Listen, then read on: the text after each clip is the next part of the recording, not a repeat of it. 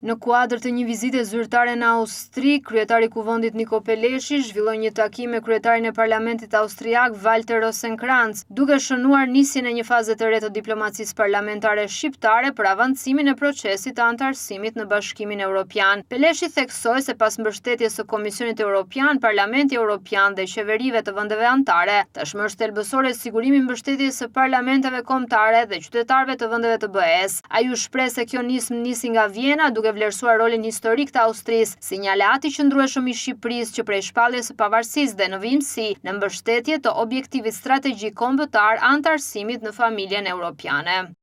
Në të gjithë historinë tonë, Austria ka qenë në krahun e Shqipërisë. Interesat janë të përbashkëta, por për te interesave kemi dhe lidhje emocionale, njerëzore. Këtu në Shqipëri ndodhet përkrenarja dhe shpata e erojit tonë kombëtar.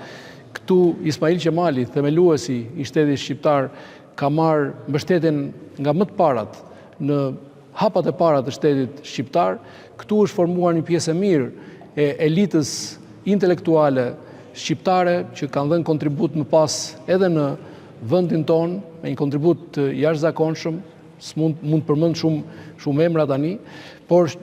Austria ka qenë pranë edhe në krah të Shqipërisë edhe në historinë e vetë moderne. Mbas vitit 90, në procesin tonë drejt ribashkimin me Europën, Austria ka qenë gjithmonë në krahun e Shqipërisë, ka mbështetur Shqipërinë në çdo proces, jo vetëm me vullnet politik, po dhe me veprime praktike konkrete. Dua të veçoj këtu për shembull punishten e demokracisë, mbase jo shumë e njohur për publikun e gjerë, por janë mbi 6.000 nxënës, fëmijë që janë trajnuar në këto punishte të demokracisë, një iniciativë e Austrisë, ku mësojnë demokracinë, mësojnë vendimarrjen, mësojnë institucionet shqiptare. Austria ka krijuar edhe grupin e miqve të Ballkanit Perëndimor, një dorë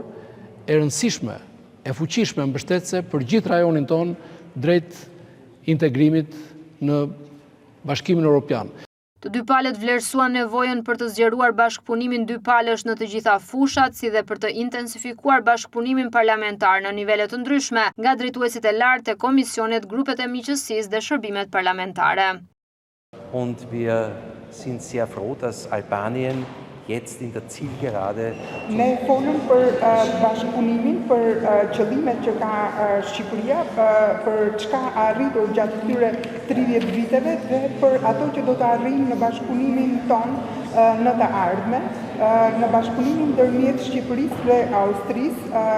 fokusi do të jetë në fushën e arsimit, në fushën e arsimit para universitar dhe atë universitar. Ndaj sot unë erdha jo vetëm për të shprehur falenderimin në emër të gjithë shqiptarëve për çka Austria është duke bërë për Shqipërinë, por dhe për ndërtuar ura të reja dhe hapësira të reja bashkëpunimi, siç e tha zoti president, edhe në fushën e edukimit, ku kemi disa iniciativa pionere, siç është Akademia Peter Maringer në Shkodër, por edhe iniciativa e fundit, Universiteti Boku i Vjenës në bashkëpunim me Universitetin Bujqësor të Tiranës. Janë disa iniciativa të para, të cilat jam i bindur edhe pas kësaj vizite, do të shumë fishohen, do të shtohen, sepse ne shqiptarët duam të jemi me dinjitet në Europë, nuk duam të jemi vetëm përfitues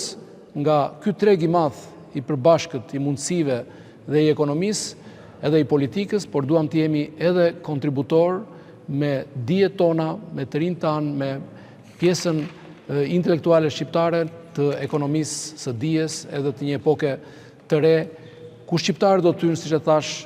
me standarde të larta dhe si europianë. Një pjesë e rëndësishme e bisedës ju kushtua rolit aktiv të Shqipërisë në nismat rajonale që mbështesin dialogun dhe integrimin evropian të Ballkanit Perëndimor. Peleshi theksoi se Shqipëria dhe Austria mbeten partner kyç në fushën e sigurisë, duke ndarë qëndrimet parimore mbi sigurinë europiane dhe mbrojtjen e vlerave demokratike. Në fokus ishte edhe mbështetja për Kosovën në arenën ndërkombëtare, përfshirë shtimin e njojeve, avancimin e integrimeve euroatlantike, dialogun Prishtinë-Beograd dhe rolin e Austrisë për heqjen e plotë të masave kufizuese të BE-s ndaj Kosovës.